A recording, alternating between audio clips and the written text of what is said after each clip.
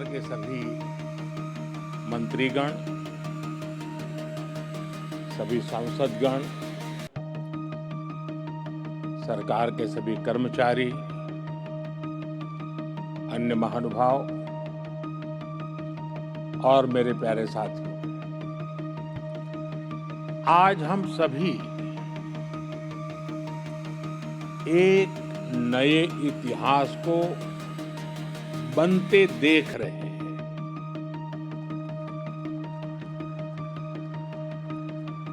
आज विक्रम संवत 2082 फाल्गुन कृष्ण पक्ष विजया एकादशी, ये महत्वपूर्ण शुभ दिन माघ 24 शक संवत 1947 का पुण्य अवसर और आज की प्रचलित भाषा में कहूं तो 13 फरवरी का ये दिन भारत की विकास यात्रा में एक नए आरंभ का साक्षी बन रहा है।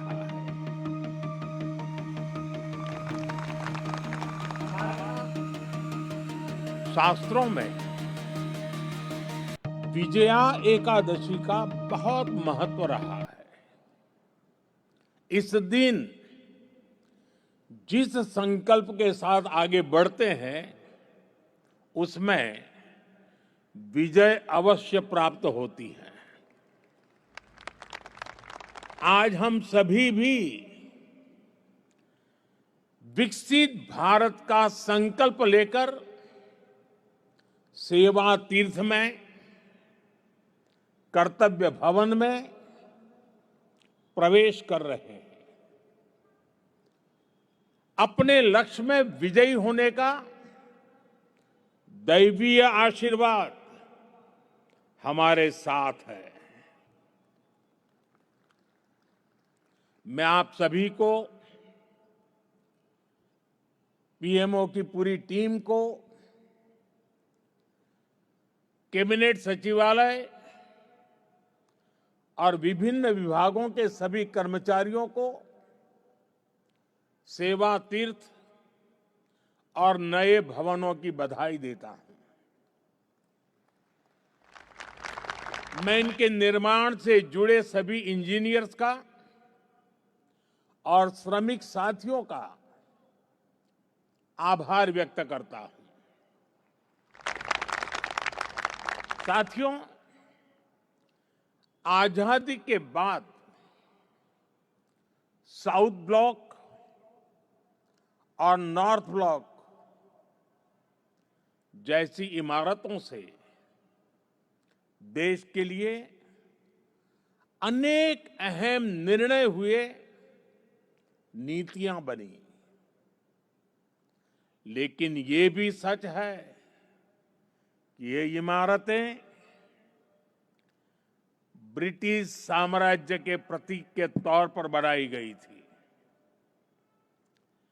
इन इमारतों को बनाने का मकसद भारत को सदियों तक गुलामी की जंजीरों में जकड़े रखना था। साथियों, आप भी जानते हैं,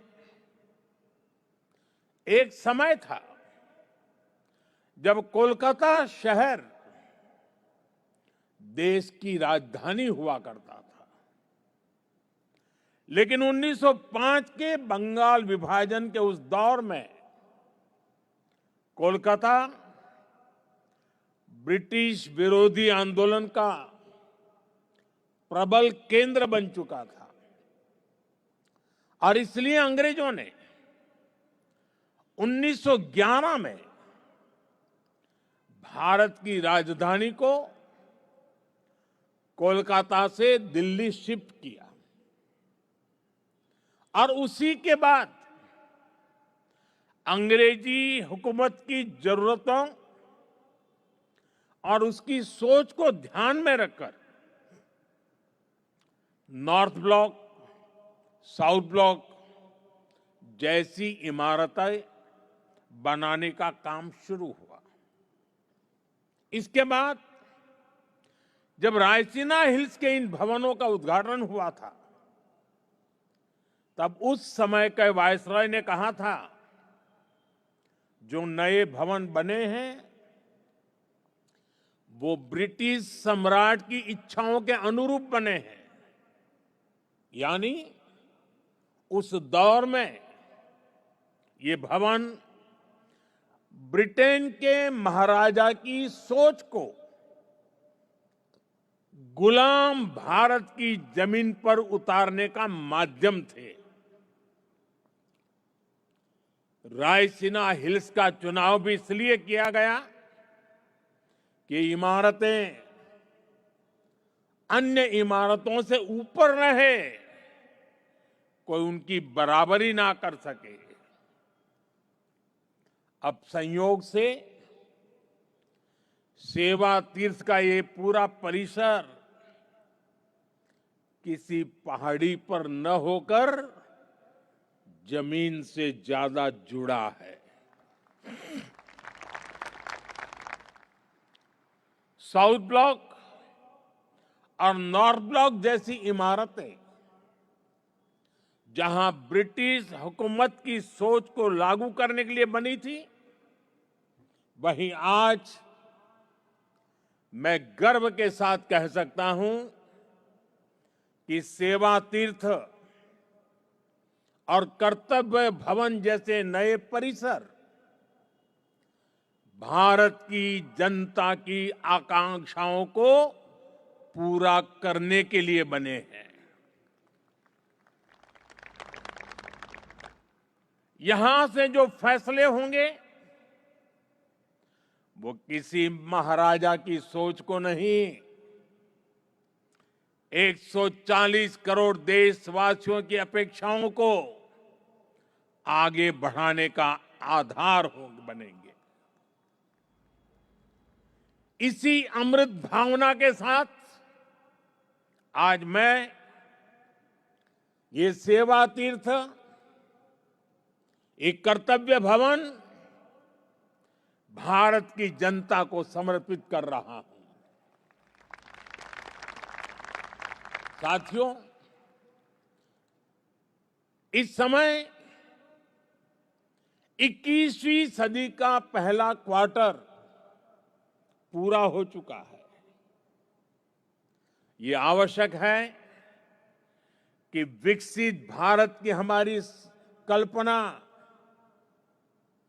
केवल नीतियों और योजनाओं में ही नहीं, हमारे कार्यस्थलों, हमारी इमारतों में भी दिखाई दे, जहां से देश का संचालन होता है वो जगह प्रभावी भी होनी चाहिए और प्रेरणादायी भी होनी चाहिए। वो इम्प्रेसिव भी हो और इंस्पायरिंग भी हो। आज नई नई टेक्नोलॉजी तेजी से हमारे बीच जगह बना रही है, लेकिन इन सुविधाओं के विस्तार के लिए, नए टूल्स के उपयोग के लिए पुरानी इमारतें नाकाफी पड़ रही है। साउथ ब्लॉक, नॉर्थ ब्लॉक, पुराने भवनों में जगह की कमी थी, सुविधाओं की भी अपनी सीमाएं थी। करीब करीब 100 साल पुरानी ये इमारतें भीतर से जर्जर होती जा रही थी। इसके अलावा भी कई चुनौतियां थी। मैं समझता हूं इन चुनौतियों के बारे में भी देश को निरंतर बताया जाना जरूरी है। जैसे आजादी के इतने दशकों के बाद भी भारत सरकार के अनेकों मंत्रालय दिल्ली के 50 से ज्यादा अलग अलग स्थानों से चल रहे हैं। हर साल इन मंत्रालयों की इमारतों के किराए पर ही प्रति वर्ष 1,500 करोड़ रुपए से ज्यादा खर्च हो रहे हैं। हर रोज 8 से 10,000 कर्मचारियों को एक इमारत से दूसरी इमारत में जाने का लॉजिस्टिक खर्च अलग होता था। अब सेवा तीर्थ और कर्तव्य भवनों के निर्माण से ये खर्च कम होगा, समय बचेगा और कर्मचारियों के समय की इस बचत से प्रोडक्टिविटी बढ़ेगी।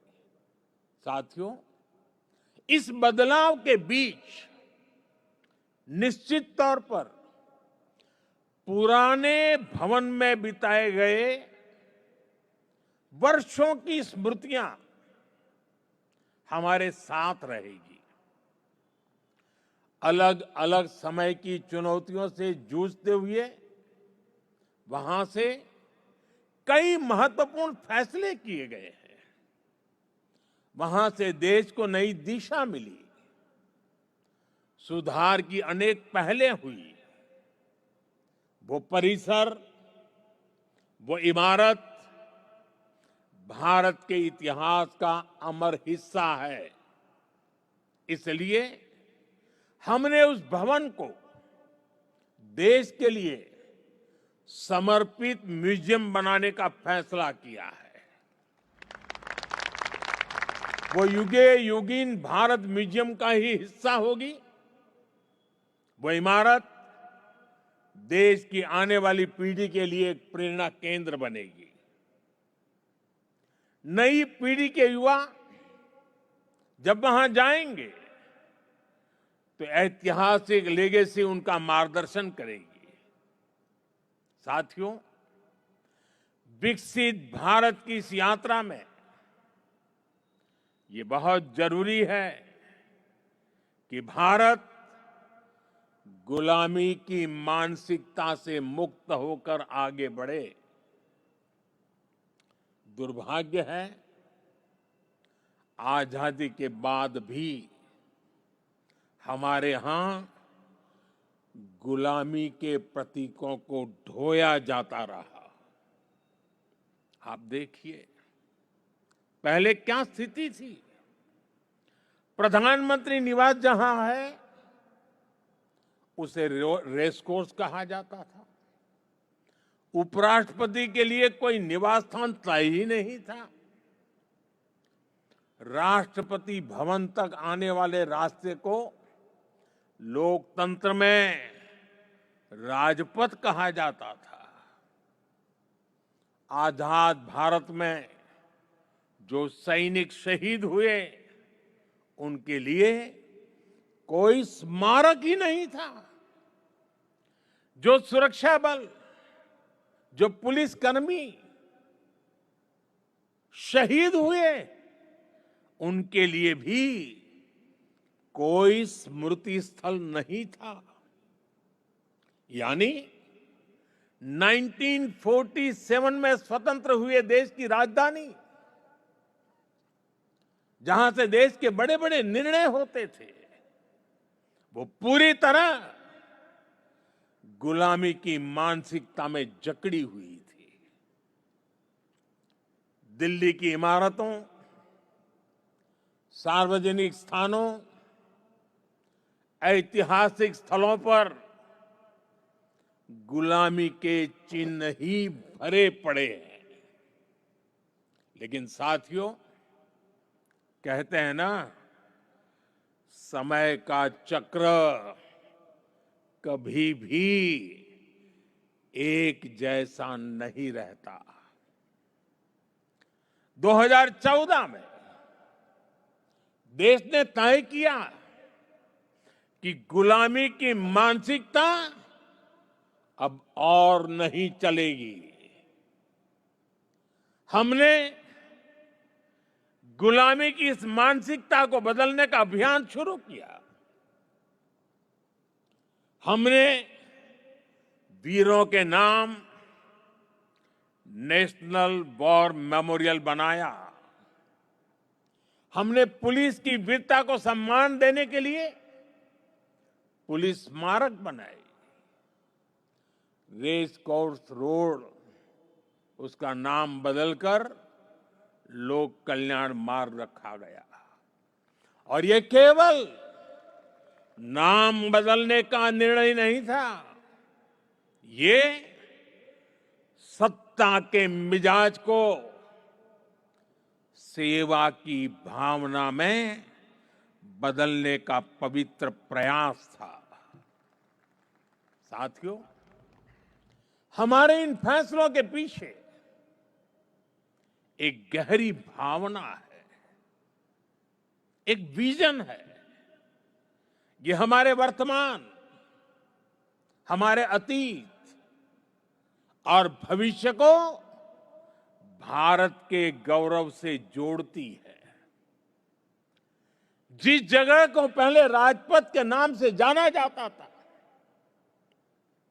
वहां न पर्याप्त सुविधाएं थी, न आम नागरिकों के लिए समुचित व्यवस्था। हमने उसे कर्तव्य पथ के रूप में विकसित किया। आज वही स्थान परिवारों, बच्चों, देश भर से आने वाले नागरिकों के लिए एक जीवंत सार्वजनिक स्थल बन चुका है। इसी परिसर में नेताजी सुभाष चंद्र बोस की भव्य प्रतिमा स्थापित की गई। लंबे समय तक हमारी राजधानी में अपने महान नायकों की स्मृति को इस रूप में स्थान नहीं मिला था। हमने यह तय किया कि देश की नई पीढ़ी राजधानी के केंद्र में अपने नायकों से प्रेरणा ले। राष्ट्रपति भवन परिसर में भी परिवर्तन किए गए। मुगल गार्डन का नाम बदलकर अमृत उद्यान किया गया। जब पुरानी संसद के पास नए संसद भवन का निर्माण हुआ, तो हमने पुराने भवन को भुलाया नहीं। हमने उसे संविधान सदन के रूप में नई पहचान दी। जब अलग अलग मंत्रालयों को एक परिसर में लाया गया, तो उन भवनों को कर्तव्य भवन का नाम दिया गया। नाम बदलने की ये पहल केवल शब्दों का बदलाव नहीं है। इन सभी प्रयासों के पीछे वैचारिक सूत्रता एक ही है। स्वतंत्र भारत की स्वतंत्र पहचान, गुलामी से मुक्त निशान। साथियों, नए प्रधानमंत्री कार्यालय का नाम है सेवा तीर्थ। सेवा की भावना ही भारत की आत्मा है। सेवा की भावना ही भारत की पहचान है। श्री रामकृष्ण परमहंस जी कहते थे, शिव ज्ञान से जीव ज्ञान सेवा। यह विचार केवल आध्यात्मिक नहीं है, यह राष्ट्र निर्माण का दर्शन है। यह भवन हमें हर क्षण याद दिलाएगा कि शासन का अर्थ सेवा है, दायित्व का अर्थ समर्पण है।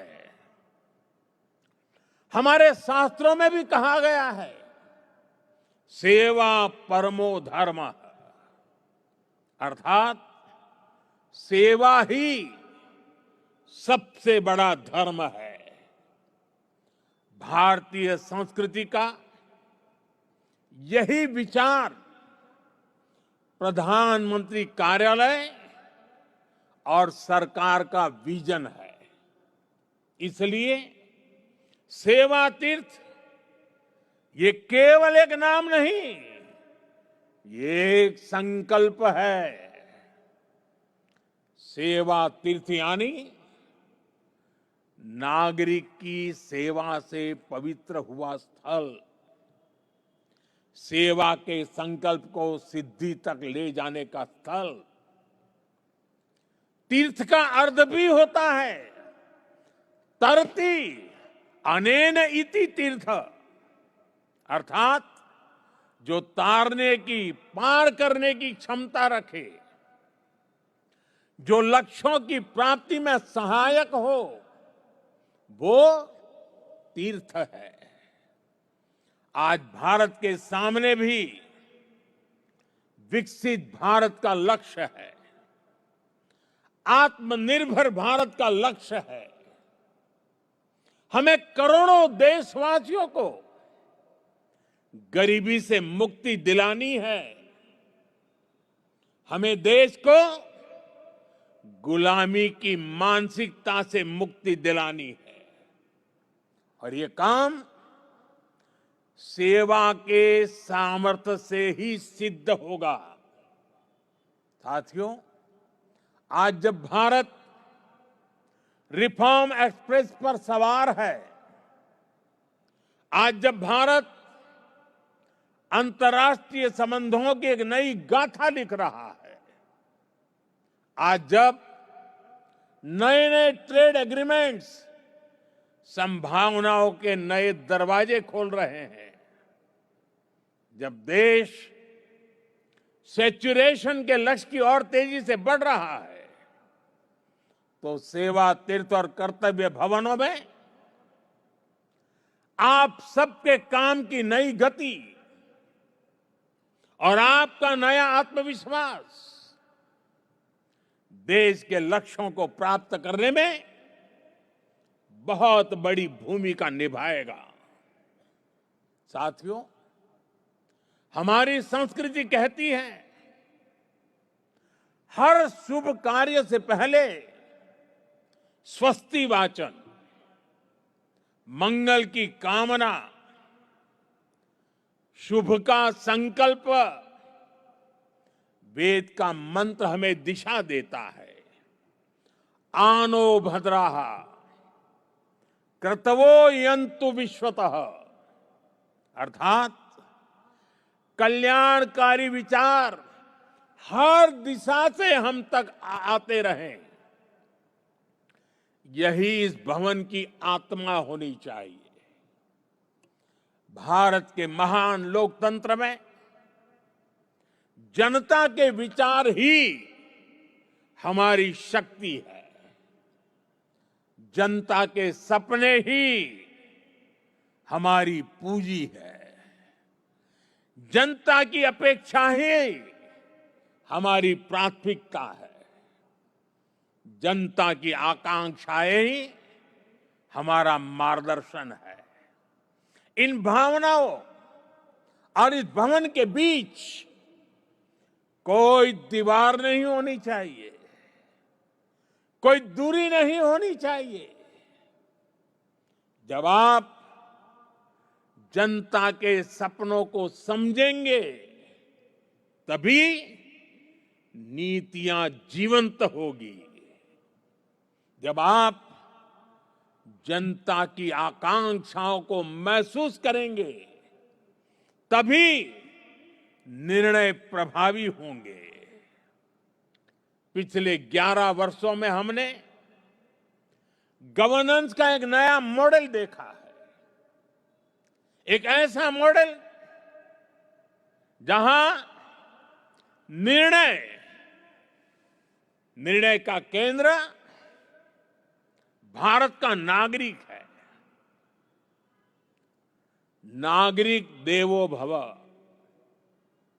ये केवल वाक्य नहीं है, ये हमारी कार्य संस्कृति है।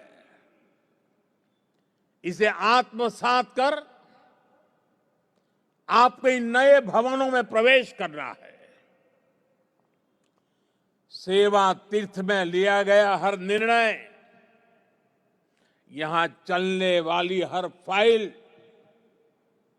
यहां बिताया गया हर क्षण 140 करोड़ देशवासियों के जीवन को बेहतर बनाने के लिए होना चाहिए।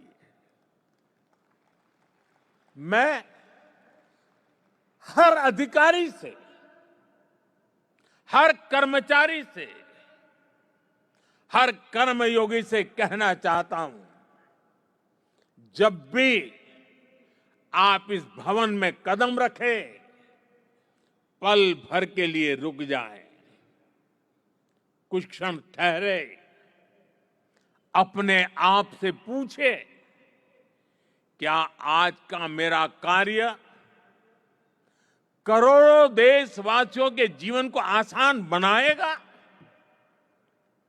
यही आत्ममंथन इस स्थान की सबसे बड़ी शक्ति बनेगा। साथियों, हम यहां अधिकार दिखाने नहीं आए हैं, हम यहां जिम्मेदारी निभाने आए हैं। और हमने देखा है, जब शासन सेवा भाव से चलता है तो परिणाम भी असाधारण होते हैं। और तभी तो 25 करोड़ लोग गरीबी से बाहर निकलते हैं, तभी तो अर्थव्यवस्था नई गति पकड़ती है। साथियों, आज विकसित भारत 2047 सिर्फ हमारा लक्ष्य नहीं है, यह विश्व की निगाहों में भारत की प्रतिज्ञा है। और इसलिए यहां बनने वाली हर नीति, यहां होने वाला हर निर्णय सेवा की निरंतर भावना से प्रेरित होना चाहिए।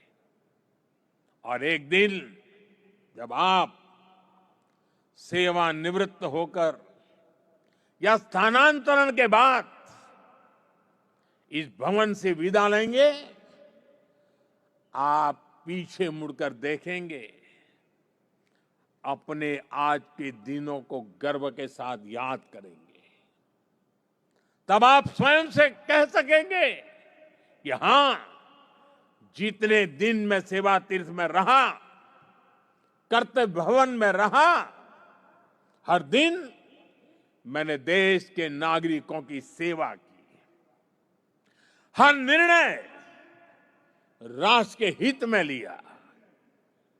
वह क्षण आपको सुकून देगा, वह क्षण आपकी सबसे बड़ी उपलब्धि होगा, वह क्षण आपकी व्यक्तिगत पूंजी होगा। और वही पूंजी आपके जीवन को गौरव से भर देगी। साथियों, महात्मा गांधी की भावना थी, कर्तव्य की बुनियाद पर ही अधिकार की भव्य इमारत का निर्माण होता है। जब हम अपना कर्तव्य निभाते हैं तो बड़ी से बड़ी चुनौती से टकरा सकते हैं, उसका समाधान कर सकते हैं। हमारे संविधान निर्माताओं ने इसलिए ही कर्तव्य पर बहुत जोर दिया है। और इसलिए हमें याद रखना है, कोटि कोटि देशवासियों के सपनों को साकार करने का आधार है कर्तव्य। कर्तव्य आरंभ है, कर्तव्य इस जीवंत राष्ट्र की प्राणवायु है।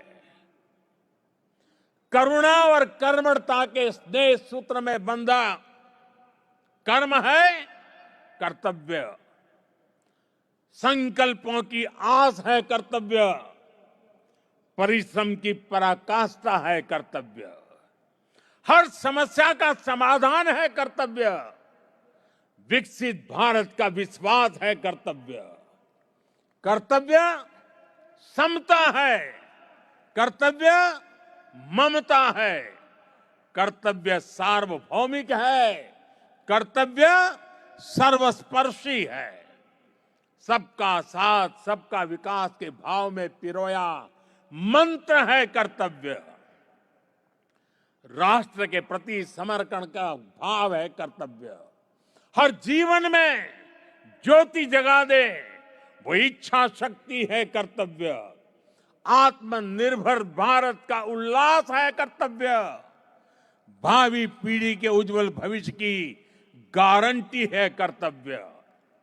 मां भारती की प्राण ऊर्जा का ध्वजवाहक है कर्तव्य। राष्ट्र के प्रति भक्ति भाव से किया हर कार्य है कर्तव्य। नागरिक देवो भव की साधना का जागरूक पथ है कर्तव्य। साथियों, कर्तव्य की इसी भावना से, इस भावना को सर्वोपरि रखते हुए हमें सेवा तीर्थ और नए बने भवनों में कर्तव्य भाव से प्रवेश करना है। साथियों, आज भारत तेजी से आगे बढ़ रहा है, एक नई ऊंचाई की ओर, एक नए युग की ओर। आने वाले वर्षों में हमारी पहचान केवल अर्थव्यवस्था से नहीं होगी, हमारी पहचान होगी गवर्नेंस की गुणवत्ता से, नीतियों की स्पष्टता से और कर्मयोगियों की निष्ठा से। सेवा तीर्थ और कर्तव्य भवनों में लिया गया हर निर्णय केवल एक फाइल का फैसला नहीं होगा, 2047 के विकसित भारत की दिशा तय करेगा। याद रखिए, 2047 का लक्ष्य सिर्फ एक तारीख नहीं है, वो 140 करोड़ सपनों की समय सीमा है। इस यात्रा में हर संस्थान महत्वपूर्ण है, हर अधिकारी महत्वपूर्ण है, हर कर्मचारी, हर कर्मयोगी महत्वपूर्ण है। मैं चाहता हूं सेवा तीर्थ संवेदनशील शासन का प्रतीक बने, नागरिक केंद्रीय व्यवस्था का रोल मॉडल बने। ऐसा स्थान जहां सत्ता नहीं, सेवा दिखे, जहां पद नहीं, प्रतिबद्धता दिखे, जहां अधिकार नहीं, उत्तरदायित्व दिखे। मुझे पूरा विश्वास है हमारा संकल्प इतिहास लिखेगा, हमारा परिश्रम पीढ़ियों को दिशा देगा। मैंने लाल किले से कहा था, यही समय है, सही समय है। आइए हम हर पल, हर क्षण का सही इस्तेमाल करें। हम राष्ट्र प्रथम की भावना से ऐसे पुण्य कार्य करें कि आने वाली शताब्दियां कहे, यही वह समय था जब भारत ने स्वयं के भाग्य को पुनः परिभाषित किया। यही वह समय था जब भारत ने अगले 1000 साल के उज्जवल भविष्य के लिए अपना मजबूत कदम नई ऊर्जा, नई गति के साथ उठाया था। इसी विश्वास के साथ आप सभी को मेरी बहुत बहुत शुभकामनाएं, बहुत बहुत धन्यवाद। वंदे मातरम।